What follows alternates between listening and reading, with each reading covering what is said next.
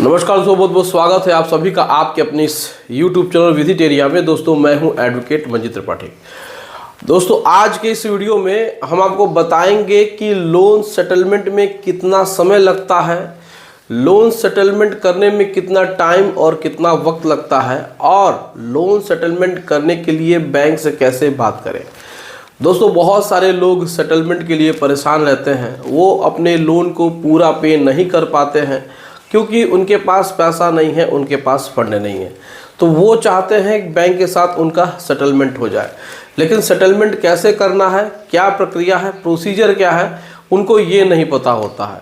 तो सेटलमेंट कब होता है, इस बात को भी जानना बहुत ज़्यादा ज़रूरी है। बहुत सारे लोग ऐसे होते हैं जिनकी एक EMI डिफ़ॉल्ट हो जाती है और वो सेटलमेंट की बात सोचने लगते हैं। बहुत सारे लोग ऐसे हैं कि जो लोन तो ले लिए हैं, लेकिन अब ये सोच रहे हैं कि जैसे तैसे वो पे कर रहे हैं, लेकिन अभी उनका अकाउंट NPA नहीं है, तो भी वो सोचते हैं कि हमारा सेटलमेंट हो जाए। तो सेटलमेंट सही तरीके से कैसे होता है, कितना टाइम इसमें लगता है, क्या क्या चीज़ें करनी पड़ती हैं, आज के इस वीडियो में हम आपको डिटेल से बताएंगे। वीडियो को बहुत ही ध्यान से देखिएगा, ऐसी वीडियो आपको YouTube पे देखने को जेन्युइन नहीं मिलेगी। इसमें आज हमने 2 क्वेश्चन लिखा हुआ है बोर्ड पे। पहला क्वेश्चन है कि लोन सेटलमेंट में कितना दिन लगता है, दूसरा है लोन सेटलमेंट करने के लिए बैंक से कैसे बात करें। तो कितना दिन लगता है ये कोई फिक्स है या नहीं है, और इसमें बैंक से कैसे बात करें, सबसे इम्पॉर्टेंट यही होता है skill of communication. Communication skill अगर आपके पास है, अगर आपको बैंक से डायरेक्ट बात करने का गट्स है, यानी कि आपके अंदर वो क्षमता है, वो कॉन्फिडेंस है, वो आपके पास एक विश्वास है, तो आपका लोन सेटलमेंट करने से कोई नहीं रोक सकता।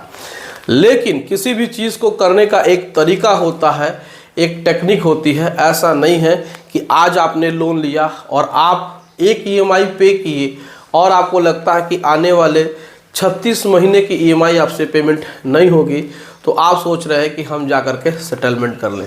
तो क्या आपका लोन सेटल होगा क्या नहीं होगा, सारी चीज़ें आज के इस वीडियो में आपको पता चलेंगी। तो चलिए 1 बाय 1 हम लोग डिस्कस करते हैं। पहला जो क्वेश्चन है कि लोन सेटलमेंट करने में कितने दिन लगते हैं। तो देखिए, सबसे पहले तो हम आपको बता दें कि लोन सेटलमेंट कब होता है, इसको भी जानना ज़रूरी है, बैकग्राउंड को जानना ज़रूरी है। बहुत सारे लोग होते हैं को कहते हैं कि सर डायरेक्ट आप बता दीजिए, तो आपके नज़र में डायरेक्ट किसी भी चीज़ को बता देना, उसकी बैकग्राउंड को नहीं बताने से बहुत ही ज़्यादा नुकसान होगा। अगर हम इसमें बता दें डायरेक्ट कि लोन सेटलमेंट करने में 1 साल लगेगा, तो आपको समझ में ही नहीं आएगा कि वो 1 साल में क्या क्या होगा, 1 साल क्यों लगेगा। इस बात को भी समझने के लिए इसके बैकग्राउंड को भी समझना ज़्यादा ज़रूरी है। तो चलिए हम आपको बताते हैं कि लोन सेटलमेंट करने में कितना दिन लगता है। तो इसको पहले डिस्कस करेंगे। देखिए, जब तक आपका अकाउंट NPA नहीं होता है तब तक आप सेटलमेंट के लिए योग्य नहीं होते हैं। यानी कि सबसे पहले तो 3 मंथ की आपकी EMI को बाउंस कराना पड़ेगा।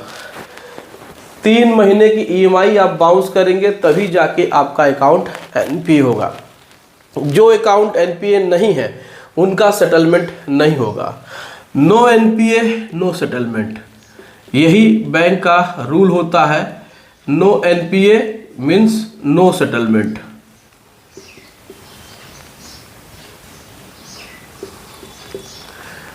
जब तक आपका अकाउंट NPA नहीं है, NPA कैटेगरी में नहीं है, नॉन परफॉर्मिंग एसेट्स घोषित नहीं है, बैंक के द्वारा डिक्लेयर नहीं है, तब तक आपका सेटलमेंट नहीं होगा। लेकिन बहुत सारे बुद्धिजीवी वर्ग के लोग कहते हैं कि हमारा एक EMI बाउंस हो गया है, हम जाके सेटलमेंट करा लें।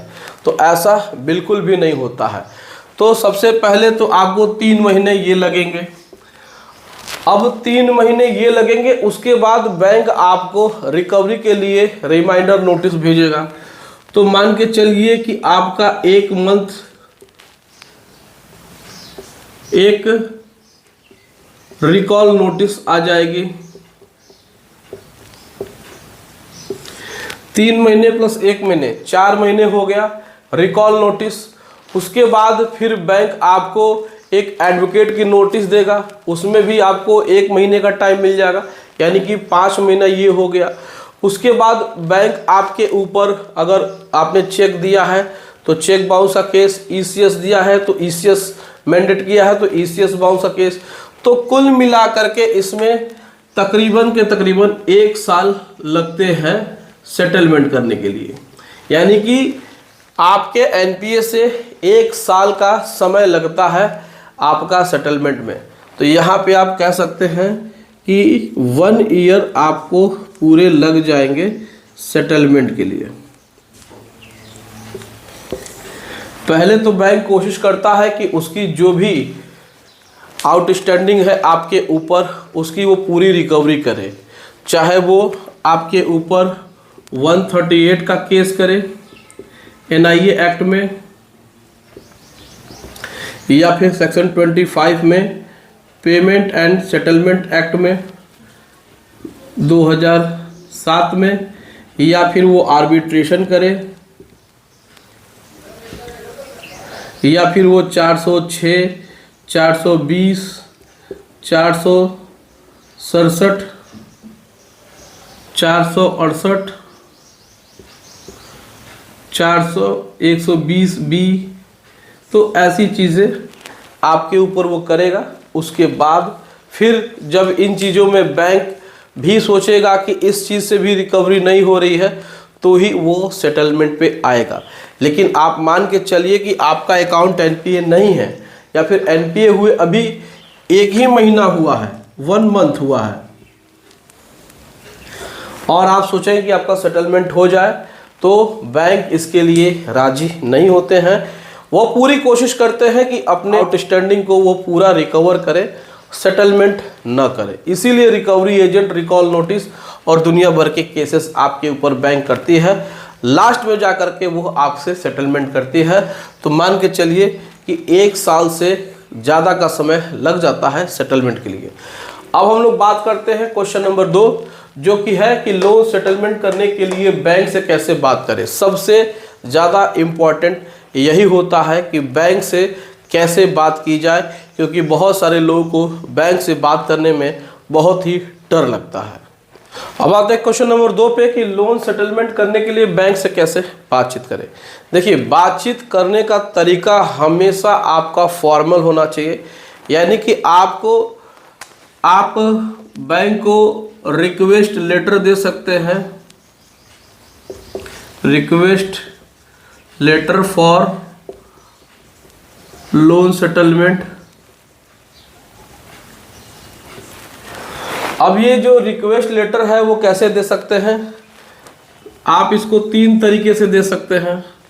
पहला, आप मेल कर सकते हैं। दूसरा, आप इसमें कर सकते हैं पोस्ट, बाय पोस्ट कर सकते हैं। और तीसरा इसमें कर सकते हैं बाय हैंड। मेल कर सकते हैं रिक्वेस्ट लेटर बैंक के आरओ को, रीजनल मैनेजर को रीजनल ऑफिस में, आरएम जिसे बोलते हैं, प्लस इसमें आप ब्रांच मैनेजर यानी कि बीएम को, एक साथ दोनों को मेल करना होगा। आरओ यानी कि आरएम, रीजनल ऑफिस में रीजनल मैनेजर बैठते हैं, और प्लस लोकल मैनेजर यानी कि बीएम। बाय पोस्ट करना है आपको, तो इसमें भी आपको आरएम को करना है और इसमें आपको बीएम को करना है यानी कि ब्रांच मैनेजर को। और बाय हैंड भी देना है, तो इसमें आपको आरएम को और इसमें बीएम को। तो रिक्वेस्ट लेटर भी आपको इस 3 तरीके से भेजना है। रीजनल ऑफिस में regional manager plus local manager, by post regional manager plus आपका ब्रांच मैनेजर, और बाय हैंड इसमें जाकर के आपको रीजनल मैनेजर प्लस आपको लोकल मैनेजर। तो इस तरीके से आपको सेटलमेंट के लिए बातचीत करना है। और उस सेटलमेंट लेटर में क्या क्या होता है ये हम आपको नेक्स्ट वीडियो में बताएंगे, क्योंकि वीडियो बहुत लंबी हो जाएगी। कोई देखेगा नहीं, लोग भगा भगा कर वीडियो देखेंगे। मेहनत करने से कोई फ़ायदा नहीं है, क्योंकि वीडियो को आप लोग लाइक करते नहीं हैं। तो इस तरीके से आप लोग सेटलमेंट के लिए बैंक से अप्रोच कर सकते हैं। तरीका यही है। बहुत सारे लोग जाते हैं उनके ऑफिस में, वो कहते हैं सर हमको सेटलमेंट करना है।